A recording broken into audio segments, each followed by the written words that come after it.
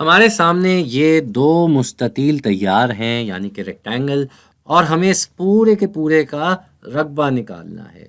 تو یہ دو مستطیل ہیں، ہم ان دونوں کا رقبہ نکالیں گے، آپس میں جمع کر دیں گے، اور اس میں کیا مشکل بات ہے۔ اب بات یہ ہے کہ مستطیل جو ہوتا ہے اس کا رقبہ کیسے نکالا جاتا ہے، یہ رقبہ کیسے پتہ کرتے ہیں؟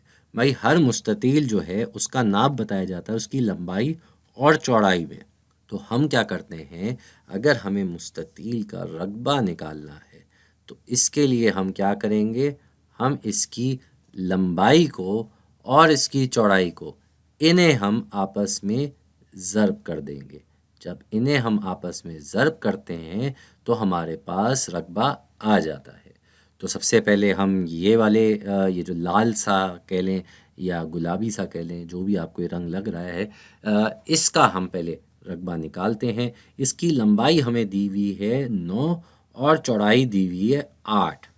تو اس کی لمبائی ہے 9 اور اس کی چوڑائی ہے 8۔ تو یہ ہمیں کتنا دے دے گا بھائی؟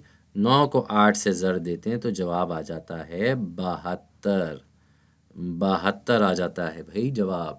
تو اس کا جو رقبہ ہے وہ ہے 72 مربع گز وغیرہ۔ اب ہم آ جاتے ہیں اس دوسرے مستطیل کی طرف۔ دوسرے مستطیل میں اگر دیکھا جائے تو یہاں ہمیں کچھ نہیں دیا ہوا، یہ جو ہمارے پاس ہے یہاں پہ کچھ نہیں لکھا ہوا، تو یہ کیا ہوگا بھائی؟ اس میں کوئی مسئلہ ہی نہیں ہے، کیونکہ جب یہاں یہ 9 لکھا ہوا ہے تو یہ ادھر بھی تو اتنا ہی لمبا ہے۔ ایسا تو نہیں کہ اس کی لمبائی میں کچھ فرق آیا ہو۔ اس کا مطلب کیا ہوا کہ یہاں بھی یہ 9 ہی ہوگا، یہاں پہ یہ 9 ہی ہے۔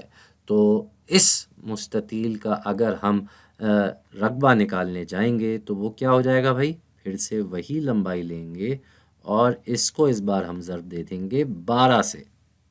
12 سے تو 9 کو 12 سے ضرب کرنے کا کیا مطلب ہوا؟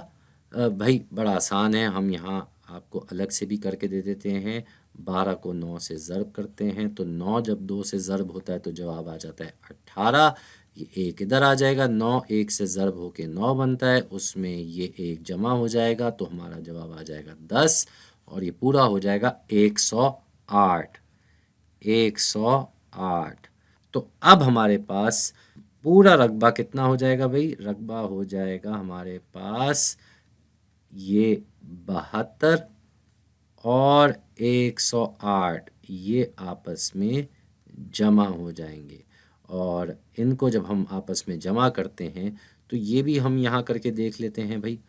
اس کو ذرا یہاں سے ہٹا دیتے ہیں، تو اب ہمیں 108 میں جمع کرنا ہے 72۔ 72 جمع کرنا ہے تو 2 8 میں جمع ہو کے بن جاتا ہے 10۔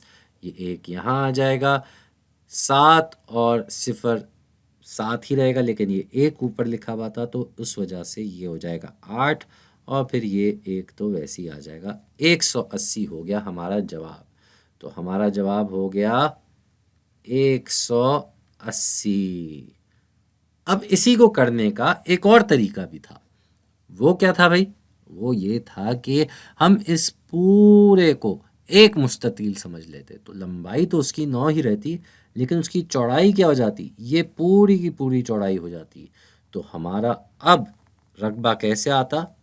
اب ہمارا جو رقبہ ہے وہ آتا ایسے کہ ہم اس 9 کو ضرب دیتے 8 اور 12 کو جمع کر کے۔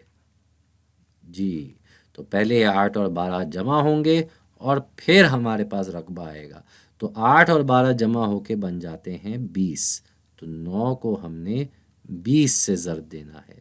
بھائی 9 کو اگر ہم 2 سے ضرب دیتے ہیں تو جواب آ جاتا ہے 18، اور ساتھ میں 0 لگا ہوا ہے تو وہ 0 سیدھا سیدھا یہاں آ جائے گا۔